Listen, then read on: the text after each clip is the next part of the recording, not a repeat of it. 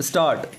So far as the finding recorded by the trial court regarding statement of DW1 and DW2 is concerned, they stated that they had no knowledge about the present incident, full stop.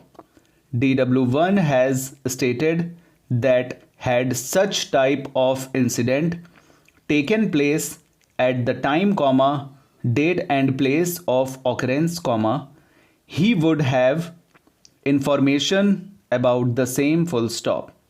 Similar statement has been made by DW2 as DW2 runs a grocery shop in the vicinity of place occurrence, full stop. It is not the case of prosecution that at the time of incident they were aware about the offence committed by the accused persons, full stop. They came to know about the commission of the present offence when PW2 and PW3 reached at the house of the informant and found PW1 in his house in a fit condition, full stop. Therefore, prosecution case cannot be disbelieved only on the basis of the statement of DW1 and DW2, full stop. As far as failure to note the registration number of the concerned Maruti van by PW3 is concerned, it is clear that he was not aware about the commission of the present offence, as accused persons were known to him, full stop. He simply saw that the accused persons took the victim in the vehicle in question on the pretext of accident of victim's father, full stop. Thus, the submission made by the learned counsel for the appellant in this regard is not acceptable, and the finding recorded by the trial court on this point is also not liable to be interfered with, full stop, para. The trial court has not found proved the offence under section 366 IPC against the accused appellant on the ground that the victim was not recovered, therefore it is not clear as to whether the essential ingredients to constitute offence under section 366 IPC were attracted in the present matter or not, full stop. The finding of the trial court for the offence under section 363 IPC is clear and based on the evidence available on record, full stop. Victim was aged about 15 years at the time of occurrence, and this fact has been proved by the prosecution beyond a reasonable doubt, full stop. No interference is required in the finding of the trial court on this point, as the same is correct, full stop. Since victim girl was minor at the time of incident, necessary ingredients to constitute offence under section 363 IPC is fully attracted in the present matter, full stop.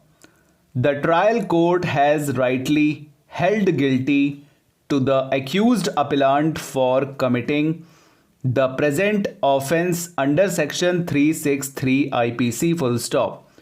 Now the court comes to the quantum of sentence for the offence under section 363 IPC. Awarding sentence is always a difficult task which requires balancing of various considerations. Full stop. In the present matter, maximum sentence imposed upon the accused appellant is of 5 years and a fine of rupees 5,000. Full stop. Submission of the learned counsel for the appellant is that out of the maximum sentence imposed upon him, the accused appellant has served out about 3 years sentence, hence a lenient view in the matter be taken. Full stop para. Having heard the learned counsel for the parties, in our opinion, the appeal should be allowed. Full stop. Certain facts are not in dispute. Full stop. The father of the applicant who was in service, died in harness in March 1987, and for the first time, the application was made by the applicant after more than 4 years, that is in September 1991. Full stop. The family thus survived for more than 4 years after the death of the applicant's father. Full stop. Even at that time, the applicant, under the doubt, relevant guidelines could not have been appointed and hence relaxation was prayed. Full stop. It is no doubt true that the case of the applicant was favorably considered, but the department's and recommendation was made, but it has also come on record that in March 1996 a decision was taken by the authorities not to give appointment to the applicant on compassionate ground. Full stop.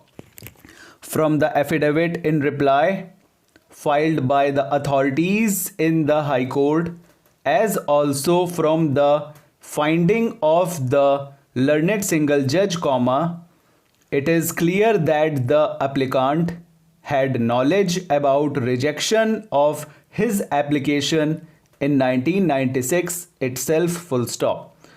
Nothing was done by the applicant against the said decision. Full stop. Considerable period elapsed, and only in 1999, when there was some interdepartmental communication and administrative officer informed the chief engineer via a letter dated 8th June 1999 that the applicant could not be appointed on compassionate ground, that the applicant woke up and filed a writ petition in the High Court. Full stop para.